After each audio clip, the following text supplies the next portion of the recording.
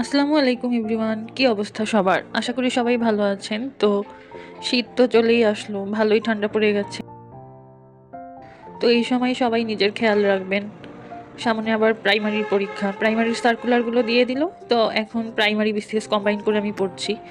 আর আমার মনে হয় যে কোনো একটা ডাইজেস্ট, যেটা বিসিএস এর ডাইজেস্ট, সেটা যদি আপনি পড়েন, প্রাইমারির জন্য আলাদা করে কোনো ডাইজেস্ট পড়ার দরকার নেই। কারণ একটা ডাইজেস্ট তো এমনিই সংক্ষিপ্ত, আর সেই সংক্ষিপ্ত সাজেশনগুলো পড়লেই প্রাইমারির জন্য হয়ে যাবে। এর চেয়ে আর সংক্ষিপ্ত পড়লে হবে না, কারণ পিএসসি এখন অনেক ভিতর থেকেই কোশ্চেন করতেছে। তো আমি এই ডাইজেস্টটা পড়ি, বা যে কোনো ডাইজেস্টই পড়তে পারেন আপনারা। যে কোনো বিসিএস এর ডাইজেস্ট পড়লেই প্রাইমারির জন্য কমপ্লিট হয়ে যাবে, নতুন কোনো ডাইজেস্ট কিনতে হবে না বা বই। তো বিসিএস এর যে কোনো একটা ডাইজেস্ট কিনে পড়তে পারেন। আর যদি আগের কোনো ডাইজেস্ট থাকে তাহলে সেটা থেকেই পড়তে পারেন।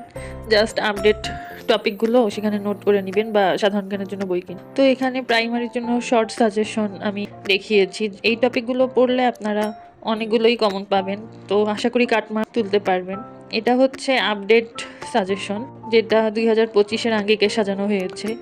এটা শর্ট সাজেশন বলতে কি, যেগুলো আগে পড়া শেষ করে দেন প্রাইমারির বাকি টপিকগুলো পড়বেন, যেই সিলেবাসটা আমার পোস্টে দেয়া রয়েছে।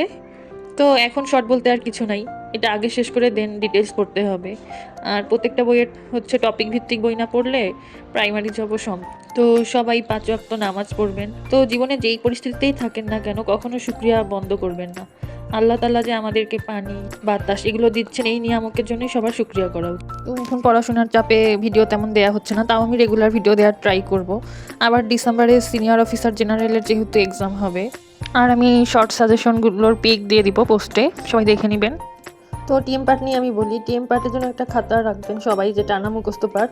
তো ইম্পর্টেন্ট টিএম পার্টগুলো সবাই লিখে রাখবেন।